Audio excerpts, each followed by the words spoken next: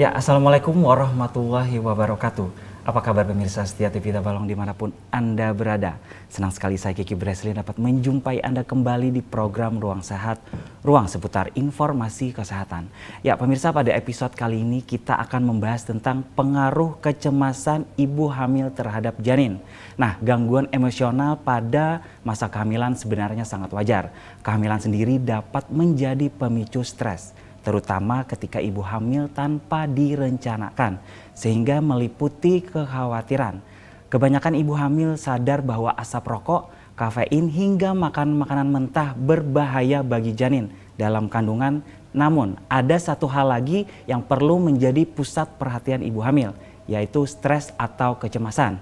Stres dapat berdampak buruk terhadap perkembangan janin, salah satunya menyebabkan stunting. Nah pemirsa, untuk membahas masalah ini di studio kita sudah menghadirkan seorang dokter spesialis kedokteran jiwa. Langsung saja kita perkenalkan, ini dia Dr. Tri Ani, spesialis kedokteran jiwa. Selamat datang dokter. Selamat datang. Assalamualaikum warahmatullahi wabarakatuh dokter. Bagaimana dokter kabarnya? Alhamdulillah baik. Alhamdulillah ya dokter. Oke dokter, kita bertemu kembali lagi tapi dengan tema yang berbeda. Nah untuk hari ini kita akan membahas tentang pengaruh kecemasan ibu hamil terhadap janin. Langsung ya dokter ya. Nah dokter, apa yang menyebabkan perubahan emosi pada ibu hamil nih dokter? Oke, ya jadi pada ibu hamil itu sering mengalami perubahan emosi. Ya, benar dokter. Ya, jadi sebagian besar yang menyebabkannya adalah karena adanya perubahan hormon kehamilan. Jadi seperti estrogen, progesteron, oksitosin atau HCG, human chorionic gonadotropin. Nah, pada ibu hamil itu meningkat. Nah, meningkatan hormon ini menyebabkan kemampuan otak itu mempengaruhi kemampuan otak dalam mengatur emosi. Gitu. Nah, biasanya ini ada perbedaan nih pada trimester pertama atau 3 bulan pertama, trimester kedua dan trimester ketiga. Biasanya pada trimester pertama itu hormonnya ini lagi tinggi-tingginya nih. Jadi banyak itu keluhan seperti morning sickness, muntah pada pagi hari muntah pada pagi hari itu biasanya pada awal-awal kehamilan kan. Yang berikutnya itu seperti ibu hamilnya itu lebih sensitif karena situasi baru nih. Berikutnya lagi jadi mood swingnya, jadi moodnya tuh jadi biasa marah, nangis, apa gitu. Nah, cepat berubah dokter ya. Biasanya ini lebih berat jika ini hamil pertama kali. Hamil pertama sama usia ibu yang masih muda kayak begitu. Nah, masuk trimester kedua itu biasanya ibu lebih tenang karena sudah beradaptasi nih bahwa sudah nyadari aku hamil kayak gitu. Berikutnya sudah mulai muncul nih perasaan keibuan. Jadi biasanya itu lebih tenang ibunya. Jadi perubahan emosinya lebih stabil kayak gitu. Biasanya pada trimester kedua. Mulai lagi perubahan emosi pada trimester ketiga. Apa yang menyebabkannya selain hormon itu juga karena adanya peningkatan berat badan atau perubahan bentuk fisik kayak gitu yang akhirnya menghambat dia beraktivitas kayak gitu. Terus kekhawatiran nih proses melahirkan. Maksudnya gimana nih aku melahirkannya normal, apakah aku melahirkannya nanti operasi kayak begitu. Terus bayiku apakah ini kayak gitu. Selamat dokter ya, apa segala macam mungkin. Ya, jadi biasanya di trimester ketiga itu perubahan emosinya akan muncul lagi kayak meningkat begitu. Dokter? Ya, meningkat seperti itu. Jadi sebagian besar karena hormon kehamilan. Oke dokter, kira-kira ada faktor lain nggak sih selain hormon dokter? Kira-kira? Tadi saya sebutkan seperti usia terus peran pasangan nih. Oh, peran pasangan juga menentukan dokter? Ya, jadi gimana dia menanggapi istrinya yang hamil, artinya bisa memahami tidak bahwa adanya perubahan hormon ini menyebabkan perubahan emosi. Jadi maksudnya kalau ini ibunya baper, suaminya juga baper. Ya sama baper berarti dokter ya? Ya, jadi semakin baper kan, jadi sini harus ada nih yang memahami, artinya ada yang lebih sabar kayak begitu. Bahwa ini bukannya baper karena ini dalam kondisi hamil. Dan kenyataan ya dokter ya, harus diterima mungkin dokter ya? Ya, seperti itu. Oke dokter, lanjut ya. Oke. Apa risiko atau dampak bagi ibu dan bayi jika ibu mengalami stres nih dokter? Nah, jadi seperti ini. Jadi kan stres ini mengeluarkan beberapa hormon stres kayak gitu. Nah, hormon stres ini itu bisa menyebabkan penyempitan pembuluh darah. Bisa, Kayak begitu. dokter? Salah satunya bisa menyebabkan penyempitan pembuluh darah. Adanya penyempitan pembuluh darah ini menyebabkan aliran darah, aliran nutrisi dari ibu ke janin itu akan terganggu. Selain itu juga aliran oksigen juga, karena kan ibu dan janin itu hubungannya dari plasenta yang terdiri dari pembuluh darah. Nah, adanya stres itu akan mengalami alirannya itu akan terganggu kayak begitu. Nah, dampaknya apa? Kalau dampaknya pada janin, pertumbuhan janin jadi terganggu. Terganggunya seperti apa? Jadi pertumbuhannya itu tidak optimal. Jadi bisa janinnya kecil kayak begitu. Terus janinnya kecil, yang berikutnya adanya stres tadi, terganggunya aliran darah juga bisa menyebabkan tekanan darah si ibu meningkat. Bisa menyebabkan meningkatkan resiko preeklamsi kayak gitu. Eklamsi dan ya. Yang berikutnya karena adanya preeklamsi dan eklamsi tadi bisa menyebabkan abortus atau lahir prematur. Nah, berikutnya karena nutrisinya ini tadi terganggu, bayinya pertumbuhan tidak optimal, bayinya bisa juga lahirnya tepat waktu, tapi bayinya kecil. Gitu. Ada hubungannya dokter kira-kira dengan stunting? Iya, karena bayinya kecil itu biasanya rentan infeksi, terkena infeksi, pertumbuhan juga tidak optimal, jadi resikonya meningkat, itu resiko stunting meningkat. Dokter, karena si gizi tadi tidak terpenuhi. Ya, itu. Oke. Berarti sangat ini ya dokter ya, sangat dijaga mungkin ya.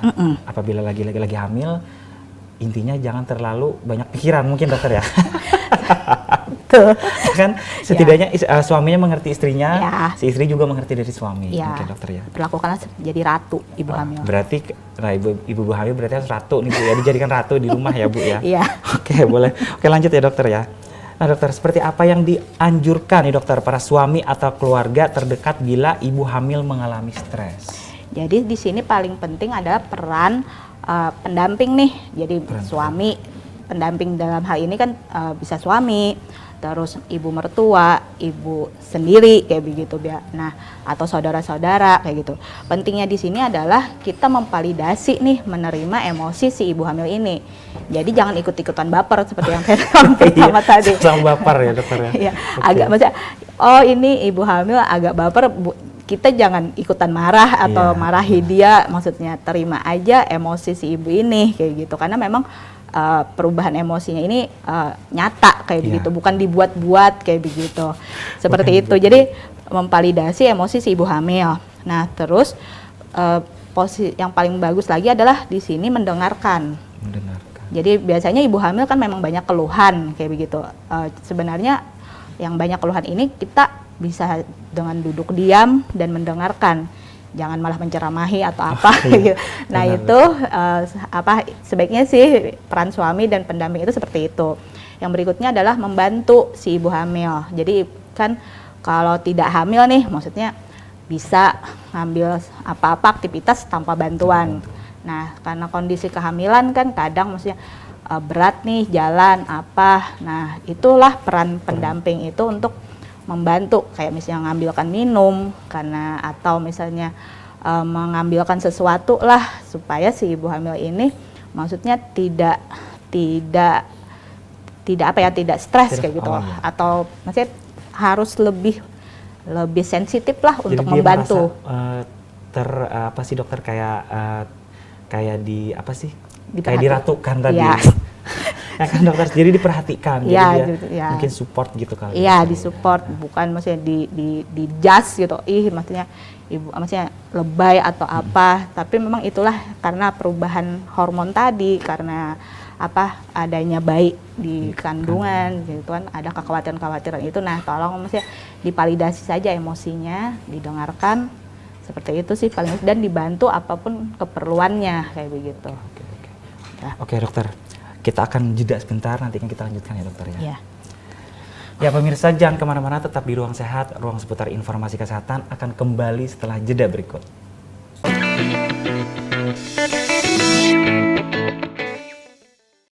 Ya pemirsa, balik lagi di Ruang Sehat, ruang seputar informasi kesehatan.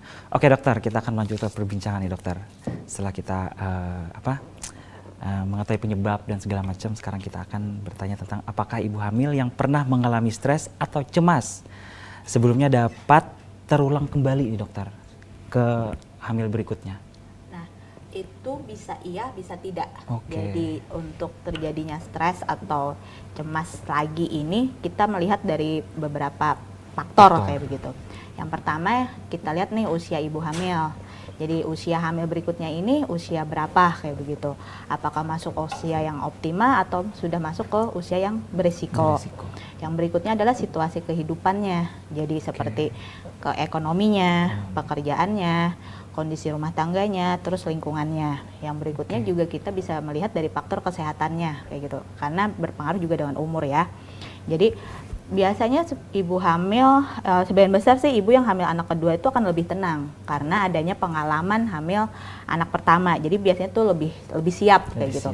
Apalagi yang ini hamil direncanakan kayak begitu. Nah, tapi pada beberapa keadaan bisa nih jadi lebih cemas. Contohnya, jika hamil berikutnya itu di usia lebih dari 40 tahun. Nah, itu kan usia-usia beresiko nih. Jadi biasanya ibu mungkin akan lebih cemas kayak begitu. Yang berikutnya bisa di situasi kehidupan, misalnya waktu hamil anak pertama ada orang tua, ada mertua kayak begitu. Nah di hamil kedua ini misalnya orang tua dan mertua sudah tidak ada kayak begitu, jadi sendirian. Nah mungkin itu akan bisa menyebabkan lebih cemas kayak begitu. Yang berikutnya situasi ekonomi, misalnya di hamil anak pertama mapan nih, di hamil anak kedua pada saat kondisi ekonomi yang menurun, nah itu bisa menyebabkan lebih cemas kayak begitu. Faktornya dok. Ya, yang berikutnya lagi lingkungan. Jadi misalnya di hamil anak pertama tinggal di rumah orang tua kayak gitu. Di hamil anak yang kedua ini maksudnya di tempat kerja yang baru, misalnya sendirian. Nah, itu bisa lebih cemas. Tapi jika hamil anak kedua itu direncanakan pada saat kondisi ekonomi yang mapan di usia-usia yang memang aman untuk hamil seperti 20 sampai 40, ya mungkin itu di hamil anak kedua lebih tenang daripada anak pertama. Jadi banyak faktor yang menyebabkan kayak gitu, apakah pasti cemas lagi atau tidak, itu tadi ada beberapa faktor yang harus dilihat kayak gitu. Oke dokter. Ya dokter, kira-kira apa sih dokter tanda-tanda ibu hamil perlu bantuan profesional dan jika mulai kesulitan mengendalikan stresnya nih dokter? Nah, biasanya sih tanda pertama itu kalau emosinya itu sangat berlebihan kayak gitu. Artinya marahnya sangat berlebihan, sedihnya sangat berlebihan kayak begitu. Atau bapernya ini terlalu sering kayak gitu. Nah, itu. Yang berikutnya adalah sebenarnya sih marah ke tanda-tanda depresi atau cemas. Depresi dan cemas. Apa itu? Seperti mulai nih ibu hamil mulai kesulitan berkonsentrasi, ibu hamil ini maksudnya mulai kehilangan selera makan, terus sulit, mulai tidurnya terganggu, bisa kurang tidur, bisa terlalu banyak tidur. Oh bisa dokter? Ya, artinya maksudnya, oh nih kok ibu hamil tapi tidur terus, baring-baring terus kayak begitu. Dan bisa juga terganggunya nafsu makan. Jadi malas makan atau terlalu banyak makan kayak begitu. Nah, yang berikutnya lagi mulai nih malas aktivitas kayak begitu. Malas merawat diri. Jadi mulai malas mandi kayak gitu. Mulai ada ya. Terus yang perlu mendapat pertolongan lagi mulai ada keluhan-keluhan fisik. Jadi misalnya kok sering sesak napas, kok sering nyeri dada kayak begitu. Kok berdebar-debar. Nah, terus cepat lelah tuh bisa kita harus tuh pertolongan bisa ke kandungan kayak begitu, apakah ada masalah nih ya. Terus yang paling penting lagi si ibu hamil ini mulai menutup diri. Ya, mulai timbul perasaan bersalah, mulai ada pikiran untuk menyakiti diri. Nah, itu bisa tuh jadi stresnya yang menyebabkan itu mungkin tanda-tanda perlu pertolongan dari profesional kayak gitu. Oke dokter, bagaimana dokter cara untuk meredakan atau mengendalikan stres pada ibu hamil? Sebenarnya banyak cara ya. Yang pertama sih yang paling penting itu adalah menceritakan. Artinya curhat. Kayak gitu. Nah, kepada orang tepat ya dokter ya. Sebaiknya sih yang paling tepat sebenarnya pasangan.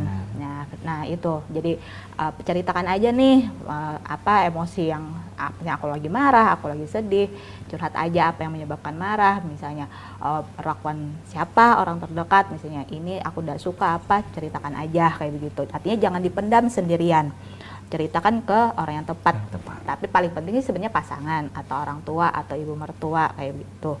Yang berikutnya lagi untuk yang meredakan stres nih atau menghindari stres, coba olahraga ringan. Nggak usah yang jalan santai, ibaratnya ke taman kayak begitu. Yang sebelumnya tidak dilakukan, mulailah kayak gitu. Berkebun mungkin dokter? Bisa? Jangan yang berat-berat ya.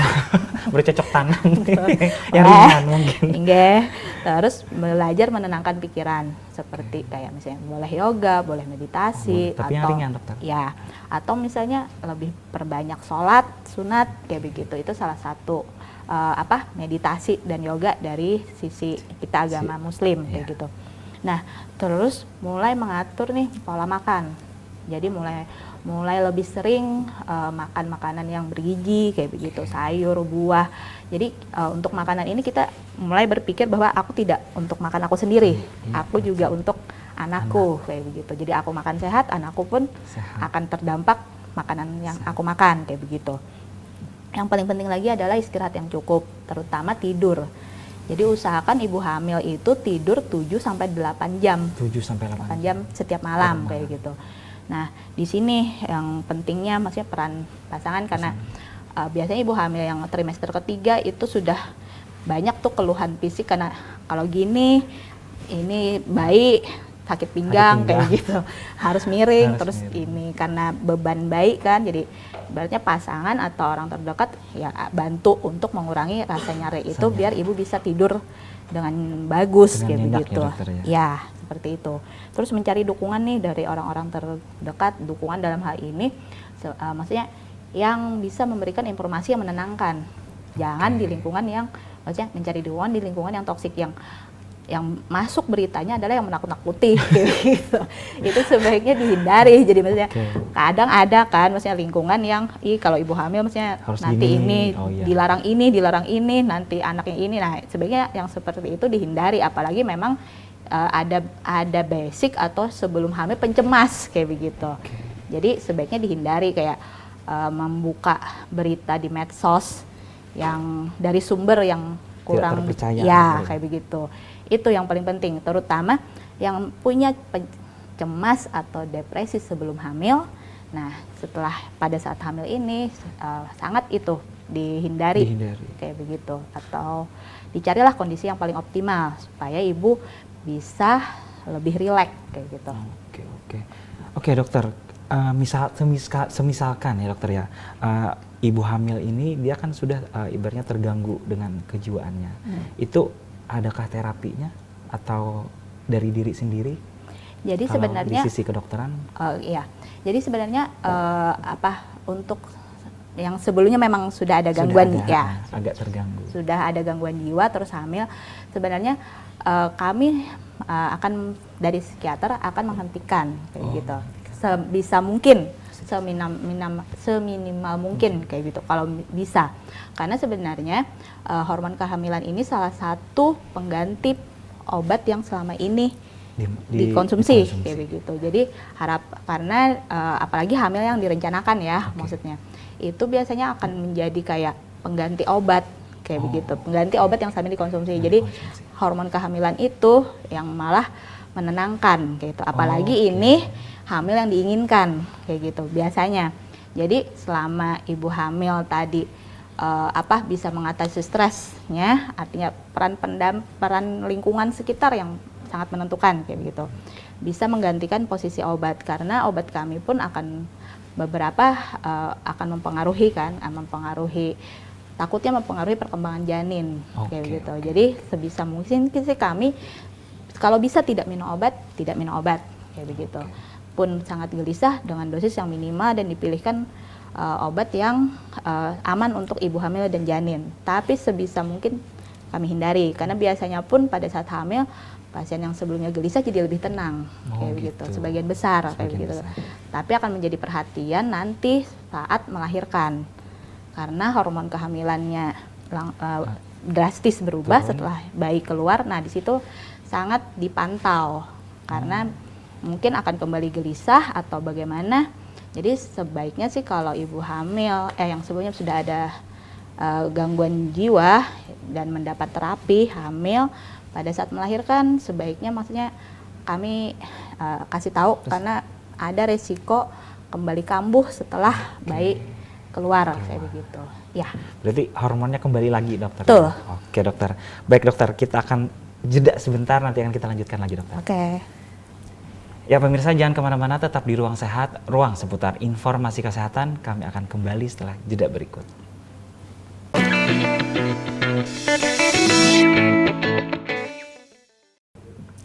Ya, pemirsa, balik lagi di Ruang Sehat, ruang seputar informasi kesehatan. Oke, dokter, kita akan melanjutkan perbincangan kita ya, dokter ya. Oke, dokter, stres yang kita bahas dari awal adalah merupakan stres yang selama kehamilannya sedikit mau ditanyakan tentang stres setelah melahirkan nih, dokter, atau lebih dikenal dengan baby blues. Sebenarnya apa sih, dokter, baby blues itu? Nah, jadi kan sebagian besar nih orang cuma taunya baby blues ya. Oke, iya benar, dokter. Sebenarnya gangguan, sebenarnya maksudnya setelah melahirkan itu ada beberapa gangguan jiwa kayak begitu. Salah satunya memang baby blues. Tapi di sini saya akan coba menjelaskan tidak hanya baby blues loh sebenarnya setelah melahirkan. Nah, ada itu baby blues yang pertama. Yang berikutnya adalah depresi pasca melahirkan dan psikosis pasca melahirkan kayak begitu. Nah, baby blues itu yang tersering memang karena 40-80% ibu setelah melahirkan itu mengalami baby blues. Apa sih gejalanya gitu? Gejalanya itu hampir sama dengan depresi, seperti rasa khawatir atau keraguan yang berlebihan terhadap kemampuan nih merawat anak. Jadi kayak kebimbangan, aku bisa enggak merawat anak ini gitu. Karena kebimbangan itu terus jadi gelisah, jadi tidak sabar, terus lekas marah, kadang menangis. Hal ini karena ini situasi baru kayak begitu. Terutama ini berat kalau usia ibunya masih muda.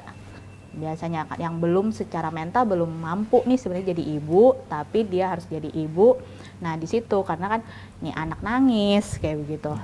Terus pada saat menyusui pun kan tidak langsung nyaman nih. Maksudnya rasa nyeri, kalau ASI tidak keluar panik kayak begitu. Ya, seperti itu. Nah, tapi baby blues ini biasanya munculnya pada beberapa hari setelah melahirkan, tapi biasanya akan membaik dengan sendirinya setelah 2 minggu. Nah, membaiknya ini juga harus didukung oleh orang sekitar kayak begitu. Artinya menyabarkan, maksudnya bukan menyabarkan sih, maksudnya ya kasih ajar lah, maksudnya mengajari dia untuk menjadi ibu kayak begitu. Oh, ini memang ada anak kecil kayak gitu. Artinya anak kecil biasanya malam yang lebih sering menangis dan lebih sering minta menyusu kan. Nah, di situ artinya pada saat siang mungkin ibunya istirahat, anaknya siapa nih? Artinya suami, ibu orang tua, ibu mertua mungkin atau yang siapa. Ya, untuk supaya ibunya bisa istirahat. Nah, tapi kalau misalnya gejala ini nih tetap bertahan setelah 2 minggu nih, karena kan kalau baby blues biasanya membaik sendiri kayak gitu. Nah, tapi kalau masih bertahan lebih dari 2 minggu, itu mungkin masuk ke depresi pasca melahirkan. Beda lagi berarti, dokter ya? Ya, hampir sama, tapi ini lebih, artinya sewajarnya itu 1-2 minggu itu ibu penyesuaian, ibu melahirkan itu penyesuaian kayak gitu. Penyesuaian dalam hal ini ada bayi kayak begitu kan. Nah, biasanya bila usia menjadi ibu itu di usia yang optimal, biasanya dia akan cepat menyadari, oh aku nih sekarang sudah jadi ibu, oh aku sekarang artinya harus menyusui, oh aku sekarang artinya tidurku kurang karena bayiku malam nih yang lebih sering kayak begitu. Nah, tapi bila penyesuaian diri ini masih terganggu nih lebih dari 2 minggu, artinya masih marah, masih kesulitan, masih tidak suka dengar, kok ini kenapa bayiku nangis, gitu. Oh kenapa ini nyeri, ditambah kayak perasaan putus asa, terus perasaan bersalah, terus ada jadi kebingungan merawat diri kayak begitu. Jadi bingung, jadi malas mandi kah karena masih belum bisa menyesuaikan diri bahwa dia sebagai ibu. Terus ada nih pikiran untuk kayak melukai diri sendiri atau melukai si anak kayak begitu. Nah, itu sudah masuk ke depresi pasca melahirkan kayak begitu. Biasanya lagi yang terlihat itu maksudnya raut wajahnya tuh kayak lelah kayak begitu, murung, kusam kayak begitu. Terus jadi kayak tidak merawat diri kayak gitu. Apalagi ada pikiran ide-ide untuk bunuh diri kayak begitu. Depresi itu pasca melahirkan. Nah, ada lagi itu psikosis pasca melahirkan. Psikosis ya dokter. Ya, psikosis pasca melahirkan. Jadi hampir sama, gejalanya hampir ada, gejala depresinya ada, tapi pada psikosis pasca melahirkan itu lebih berat. Jadi ditambah, jadi sudah tidak bisa merawat diri, gelisah, tidak tidur, maksudnya marah, menarik diri, terus ada keinginan untuk melukai si anak, melukai diri, kayak gitu. Ditambah adanya suara-suara. Berhalusinasi ya dokter Ya, ya? kayak berhalusinasi, kayak begitu. Atau ketakutan, kayak ada ketakutan, ada yang maksudnya ada seseorang lah atau apalah, kayak begitu. Atau dia juga mulai ada ide-ide curiga, kayak begitu. Nah, itu masuk ke psikosis pasca melahirkan. Nah, apabila ibu setelah melahirkan terdapat tanda-tanda seperti itu sudah masuk ke gangguan jiwa. Jadi tidak hanya baby blues kayak begitu sebenarnya. Ada 3 ya dokter ya? Itu 3 besarnya. 3 besarnya. Enggak. Gitu. Oke dokter, apakah pemicunya sama dan apakah dampaknya dokter untuk ketiga tadi? Ya, jadi pemicunya ini itu adalah neurotransmitter. Hampir sama sih dengan hormon kayak begitu. Tapi kalau neurotransmitter di sini kan maksudnya karena saya kejiwaan, jadi neurotransmitter yang dihasilkan oleh otak kayak begitu. Nah, jadi adanya gangguan jiwa ini neurotransmitternya itu tidak seimbang kayak begitu, tidak seimbang sehingga dampaknya apa? Dampaknya itu ya ke perubahan di perilaku, perasaan serta pikiran kayak gitu. Jadi gangguan jiwa penyebabnya apa? Neurotransmitternya itu keluar tidak seimbang kayak begitu. Artinya ketidakseimbangan keluarnya neurotransmitter di otak sehingga mempengaruhi pikiran, perasaan dan perilaku. Berarti ada kaitannya dokter ya? Ya. Sedikit kaitannya. Oke dokter, seperti apa baiknya mengatasi atau menghindari baby blues nih dokter, atau gangguan yang setelah melahirkan? Jadi yang paling penting adalah support keluarga. Jadi mungkin dokter? support keluarga, pasangan. Misalnya saudara, mertua, ipar, ibu sendiri, misalnya orang tua sendiri, itu sangat mempengaruhi nih kondisi kejiwaan ibu setelah melahirkan kayak begitu. Artinya yang sebelumnya tadi, artinya ada ya, maksudnya pada saat malam nih aku nyusui karena anakku menyusunya, maksudnya bangunnya lebih sering malam, jadi pada saat pagi biarkan ibunya istirahat kayak begitu. Artinya si suami cari makan sendiri kayak yang selama ini maksudnya dilayani, artinya maksudnya lebih mandiri kayak karena istriku harus istirahat kayak gitu. Atau misalnya bisa nih membantu kayak misalnya membuatkan susu untuk ibu menyusui kayak begitu. Artinya atau misalnya membantu mencucikan pakaian kotor si bayi kayak begitu. Nah, itu yang berikutnya adalah mendengarkan nih keluhan si ibu. Artinya misalnya menyusui sakit kayak gitu, kan masih penyesuaian kan. Nah, di situ dengarkan, bantu si ibu untuk mengatasi nih, maksudnya nyeri pada saat menyusui gitu. Bukan malah dijas gitu. Belajar sendiri atau kasih tahu bagaimana supaya tidak sakit, bagaimana supaya ASI-nya keluar lancar. Jangan malah ditambah dimarah-marahi gitu. Dicaci maki dokter ya. Iya, dan kurangi mengkritik, maksudnya mengkritik dalam hal ini maksudnya kenapa maksudnya pagi malah tidur. Maksudnya seperti itu. Itu suaminya kayaknya dokter. Iya kan, maksudnya ya jadi saling memahami lah bahwa ini situasi baru, maksudnya artinya aku yang dulunya dilayani istri karena ada anak kecil, maksudnya suami harus bisa paham nih situasi baru kayak begitu. Artinya bantu yang sebelumnya dikerjakan istri, bantu mengerjakan kayak begitu, yang sederhana. Terus jika nih gejalanya maksudnya sudah dibantu seperti itu, gejalanya masih berat nih, maksudnya baby bluesnya masih berat, depresinya masih makin nampak, segera sih minta bantuan profesional. Gitu. Dokter. Ada nggak sih dokter laki-laki terkena baby blues? jadi di sini sebenarnya sih bukan baby blues ya, baby blues itu khusus biasanya yang saya tahu sih untuk perempuan. Tapi biasanya di sini kenapa laki-laki juga mengalami stres karena ini situasi baru. Ya, situasi baru dalam hal ini Jadi penting ini usia menikah kayak begitu. Nah, beberapa di sini yang saya lihat maksudnya orang ini hanya sekedar menikah gitu. Iya, Yang sebenarnya secara mental dia belum siap untuk menjadi ayah, belum siap untuk menjadi ibu. Walaupun secara fisik, secara umur mungkin sudah ini nih, tapi secara mental belum. Kayak begitu. Pengen nikah aja deh. Iya, jadi menikah saja itu sudah situasi baru yang mungkin pada beberapa orang ada yang menyenangkan kalau memang maksudnya ada pekerjaan, maksudnya secara pendidikan mampu kayak begitu, maksudnya sudah cukup kayak gitu. Mentalnya memang mental untuk menjadi ayah, menjadi ibu kayak gitu. Tapi pada sebagian besar maksudnya orang taunya cuma menikah. Nah, sedangkan mentalnya masih mental ingin seperti mental remaja lah, maksudnya masih ingin sering nongkrong, maksudnya ini. Nah, sedangkan dia ternyata hamil dan melahirkan, ada makhluk baru yang saya menyebut makhluk dalam artian bayi ya, itu kan. Jadi kalau secara mental dia tidak siap untuk menjadi ayah, ini bayi akan jadi stresor baru kayak begitu. Artinya kan kalau siap jadi ibu dan siap jadi ayah harus siap tuh bergadang.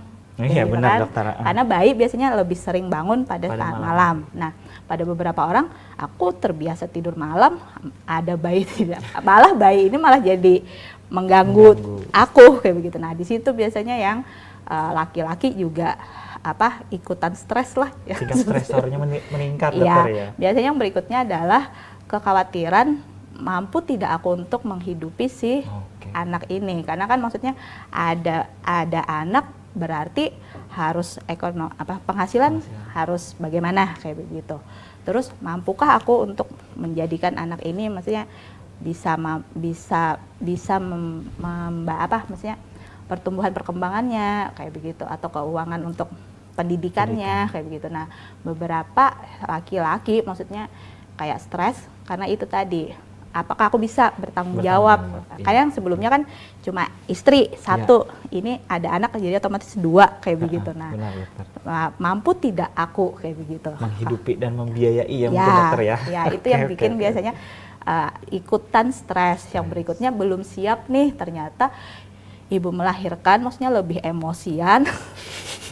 Lebih baperan karena itu tadi kan, karena biasanya ini seperti ini, semua sama-sama capek kayak begitu.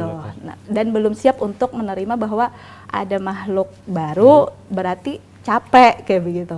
Pada beberapa orang tidak ingin, aku ingin tetap seperti dulu. Belum bisa menerima kenyataan mungkin dokter ya. Ya belum, belum. Ya betul. Belum bisa menerima kenyataan. Iya, nah, itu yang biasanya bikin ikutan maksudnya ada baby blues pada laki-laki yang seperti itu. Ada mungkin ada kali, ada berarti dokter. Oke, mungkin lebih faktor ke penyesuaian mungkin dokter ya. Ya, biasanya sih penyesuaian. Jadi sini kalau kami nyebutnya biasanya gangguan penyesuaian gitu, karena situasi baru nih, situasi kehidupan baru kayak begitu. Punya anak segala macam. Iya, seperti itu. Baik dokter, kita akan ke pertanyaan nih dokter. Tips nih dokter buat ibu-ibu untuk mengusir rasa cemas atau stres agar ibu dan bayi yang di kandungan sehat nih dokter. Nah, yang paling penting adalah di sini merencanakan nih kehamilan dengan baik. Dalam hal ini dilihat maksudnya usia juga. Jadi maksudnya boleh kok menikah muda, tapi untuk hamil apakah ditunda dulu sampai benar-benar siap sebagai ibu kayak begitu. Nah, ini jadi merencanakan kehamilan itu sangat penting kayak gitu. Jadi aku hamil maksudnya pada saat situasi ekonomi sudah seperti apa kayak begitu. Maksudnya jadi paling penting itu adalah mental. Apakah sudah siap maksudnya menjadi, karena bukan masalah umur ya. Maksudnya mentalnya ini sudah siap tidak untuk menjadi mental menjadi seorang ibu kayak begitu. Itu. Jadi kalaupun misalnya memang tidak direncanakan tapi sudah hamil, nah situasi lingkungan yang harus mendukung lagi. Jadi dia harus merubah dirinya kayak begitu supaya mengurangi stres. Artinya dulu aku sering nongkrong karena hamil, maksudnya artinya sudah siap nih bahwa untuk menjaga kehamilanku aku lebih sering di rumah kayak begitu. Nah, pada beberapa kan itu banyak yang masih sulit kayak begitu. Merubah ya dokter ya? Ya, merubah itu. Nah, jadi merencanakan kehamilan dengan baik. Yang berikutnya adalah tips untuk mencegah rasa cemas, sering saja mengkomunikasikan apa perasaan yang dirasakan kayak begitu. Jadi jangan dipendam sendiri. Jadi tidak ada tuh istilah, oh kalau aku sudah menikah, aku hamil berarti nggak boleh lagi cerita ke orang tua, nggak boleh lagi cerita ke sini. Nah, itu yang mestinya budaya-budaya yang seperti itu yang biasanya menyebabkan ibu hamil itu jadi stres kayak gitu. Artinya, oh kalau aku sudah menikah berarti nggak boleh lagi nih cerita ke siapa-siapa, ini maksudnya harus aku pendam sendiri kayak gitu. Oke, kalau pasangannya mau mendengarkan kayak gitu. Nah, maksudnya pada saat pasangan kesulitan untuk mendengarkan, mungkin karena misalnya pekerjaan atau apa, nggak salah untuk bercerita ke teman kah atau ke saudara kah, orang yang terpercaya mungkin. Ya, jadi tidak ada tuh, maksudnya kurangi pikiran bahwa oh kalau aku sudah menikah berarti hanya aku dan suamiku yang tahu masalahku. Gitu. Sedangkan maksudnya kalau memang ini tidak mendapat respon yang bagus, maksudnya tidak salah kok sebenarnya untuk mencari tempat curhat yang terpercaya. Berikutnya, kalau saran saya sih kurangi membaca atau mencari informasi yang dari sumber tidak terpercaya. Sekarang kan sudah bisa jadi kan, maksudnya kayak handphone, TikTok, medsos. Ya, benar dokter. Kan? Sangat banyak tuh dokter. Nah, biasanya di situ informasi kan biasanya tidak dari sumber yang terpercaya, dan di situ kadang bikin misalnya bikin takut kan. Nah, itu sebaiknya dihindari atau dikurangi lah. Maksud saya lebih bijak sih mending membaca kayak misalnya dari buku hamil atau apa yang sudah memang terpercaya. Kalaupun memang masih ingin nih membuka medsos kayak misalnya TikTok atau Instagram atau apa, dari konten atau dari apa ya, maksudnya akun yang terpercaya lah, maksudnya kayak spesialis ya, misalnya spesialis kan ya, maksudnya karena hamil kan mending yang misalnya oh pemilik akunnya itu dokter kandungan kayak begitu, jangan yang misalnya ya artis atau seperti itu, akan menambah kecemasan kayak begitu. Nah, terus saran saya sih coba berada di lingkungan yang optimal. Dalam hal ini kayak tadi, maksud saya oh sadarilah misalnya oh saya hamil, maksudnya teman-teman saya tidak hamil, teman-teman saya bukan dari ini, maksudnya mending masih cari yang sesama hamil, maksudnya sama lain. Ya, nah maksudnya ya carilah, maksudnya masuklah ke lingkungan yang optimal. Dalam hal ini, oh misalnya ada kan, misalnya lingkungan ibu di puskesmas misalnya ada tuh kelas ibu hamil, misalnya kayak begitu. Jangan maksudnya di lingkungan yang yang banyak kayak menakut-nakuti, misalnya ibu hamil jangan duduk di sini, ini ibu hamil dilarang makan ini, ini. Ya, benar, jadi si ibu hamil itu kan stres sendiri kayak gitu. Ya, nah, jadi carilah lingkungan yang memang maksudnya menyarankan hal-hal yang baik yang bermanfaat untuk dirinya dan bayi yang dikandungnya. Terus sering aja berkonsultasi dengan dokter kandungan. Jadi untuk melihat pertumbuhan dan perkembangan janin nih. Jadi biasanya melihat maksudnya bayiku yang dikandung membesar, maksudnya lengkap ini. Nah, di situ akan timbul tuh hormon kebahagiaan, jadi mengurangi tuh hormon stres. Ya dokter ya. Mengurangi hormon stres kayak gitu. Maksudnya kalau memang mampu, maksudnya dengan USG itu maksudnya disusun kah, maksudnya melihat kan perkembangan si janin yang dikandung. Nah, di situ kan muncul tuh hormon kebahagiaan. Hormon stres tidak bisa kita hindari kayak begitu, tidak bisa kita hilangkan, tapi nah di sini hormon kebahagiaan lah yang kita perbanyak kayak begitu, seperti itu. Ya dokter, terima kasih dokter seluruh informasi yang telah diberikan. Semoga informasi ini sampai nih dokter kepada pemirsa. Oke, sekali lagi terima kasih ya dokter ya. Sampai jumpa lagi nih dokter. Oke, makasih. Ya pemirsa, itulah tadi perbincangan kami dengan Dokter Ani. Semoga bermanfaat dan juga bisa menambah wawasan kita semua, khususnya di bidang kesehatan, agar kita bisa lebih aware lagi terhadap kesehatan kita, orang tua kita maupun orang-orang tercinta kita. Pemirsa, saksikan terus Ruang Sehat, ruang seputar informasi kesehatan di channel TV Tabalong, kanal YouTube program TV Tabalong, serta kini TV Tabalong hadir lebih dekat dengan Anda, yaitu dengan cara mendownload aplikasi TV Tabalong melalui Apple Store dan juga Play Store secara gratis. Ya pemirsa, Saya Kiki Breslin mewakili kru yang bertugas pada hari ini pamit undur diri dan wassalamualaikum warahmatullahi wabarakatuh. Sampai jumpa. Waalaikumsalam.